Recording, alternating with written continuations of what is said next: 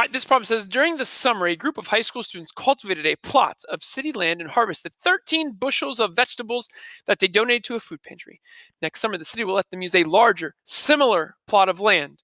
In the new plot, each dimension is 2.5 times the corresponding dimensions of the original plot. How many bushels can the students expect to harvest next year? Round to the nearest whole number. So again, just to draw a little picture, right? So I'll even use green. So here's my plot of land. And again, we have to think about it. Where do these bushels get planted? Are they planted only around the perimeter? Or are they also planted, I'll use color orange, inside? And the answer is they're planted inside, right? All over. So this is an area question. And when you think of area, you need to think of scale factor squared, right? Okay. So we don't get the exact area, but we do get this idea of having 13 bushels. So in the original plot of land, which is going to be our smaller plot, we cultivated 13 bushels. Well, now we get a larger plot that's 2.5 times as big. That's your scale factor. Your scale factor is 2.5. Now, to be uh, to be consistent, I suppose we could put that over 1, right? That would be helpful for me. So we need to square that. So the scale factor squared is 2.5 squared over 1 squared. So 2.5 squared, that's 6.25 over 1. 1 squared is still 1. So this is my scale factor, and I'm going to now set up my proportion involving my bushels.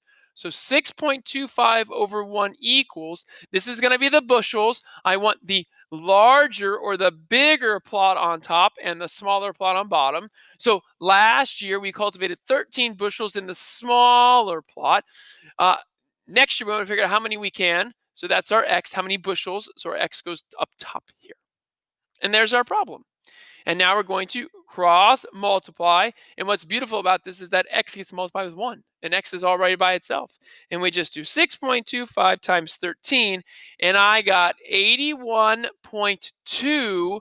We're rounding to the nearest whole number. The 81 does not change based off the 2. That's 81 bushels. So that's what we should expect. So again, you have to think about, is it a perimeter problem or an area problem? All right, next one coming.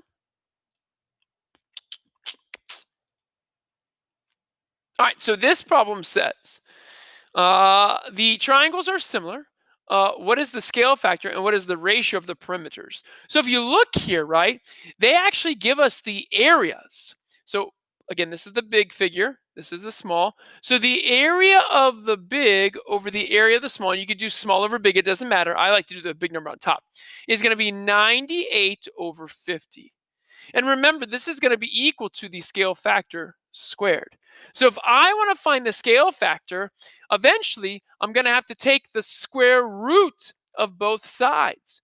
Now, before I do that, I want to simplify this, right? Let's simplify 98 and 50. I believe I can divide by 2. I can divide by 2. When I do that, I get 49 over 25.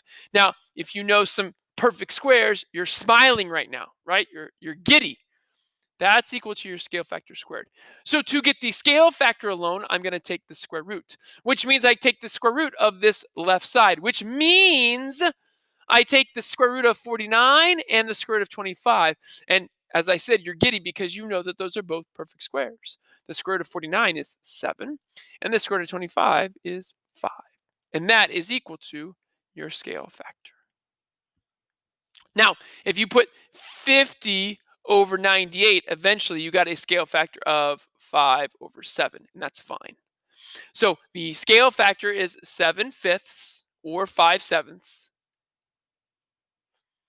And then it says, what is the ratio of the perimeters? Well, remember, perimeters is equal to the scale factor. So these answers would also be that answer. So you just repeat the same answer of 7/5 or 5/7. Again, stay consistent with either putting the big number on top or the big number on the bottom. Okay, last problem here. Okay, so it says two similar rectangles have area of 27 inches squared and 48 inches squared. The length of one side of the larger rectangle is 16 inches. What are the dimensions of both rectangles? So first things first, we can actually find the other dimension of the larger rectangle because they give us its area. So that's the area of the larger rectangle. Let me do it in, that's fine. And they give me the length of one side of the larger rectangle. So area of a rectangle is base times height. So we have the area and we have one of the sides called the base. We just need to find the height. So we can actually divide by 16. And 48 divided by 16 is 3. And that's our other dimension, the height. I call it the width. It's okay. So right here, this is going to be 3, and it's the same units, so it'll be in inches. There we go. So that's to me, the easy part, right? That's just a simple division. Now is the more difficult part of today is, okay, so now how do we get to the smaller rectangle? Well, now we have to use the ratio of their areas. So I'm going to put the big 48 over the small. Remember, this is going to be equal to the scale factor squared. Simplify, both can be divided by 3. Again, these are not perfect squares right now. You know that we eventually have to take the square root. So divide by 3, you get 16 over 9. And now, again, you should be happy if you know your perfect squares. Because once I take the square root of both sides, I can take the exact square root of 16 and the exact square root of 9. The square root of 16 is 4, and the square root of 9 is 3. That is what your scale factor is. Your scale factor is 4 over 3. So now we can use our scale factor to find the length and width of the smaller rectangle from the larger rectangle. Now, my scale factor is 4/3. If you remember from chapter 7, you can use 4/3 or 3/4. If I want to take the larger rectangle's dimensions and get the smaller rectangle's dimensions, which number would I multiply by? Would I multiply by 4/3, which is greater than 1?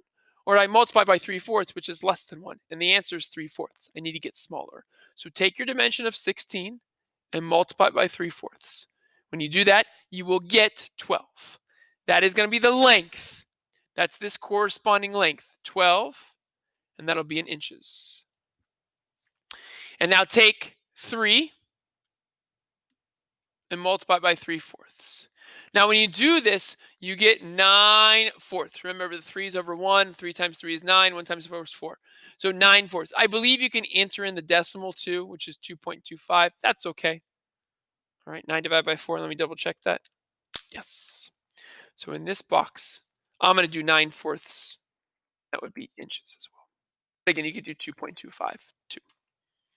So this is a bit of a longer problem, but it's still good. It's still good. It connects your chapter 7 stuff of scale factor with this new similarity stuff. All right, great.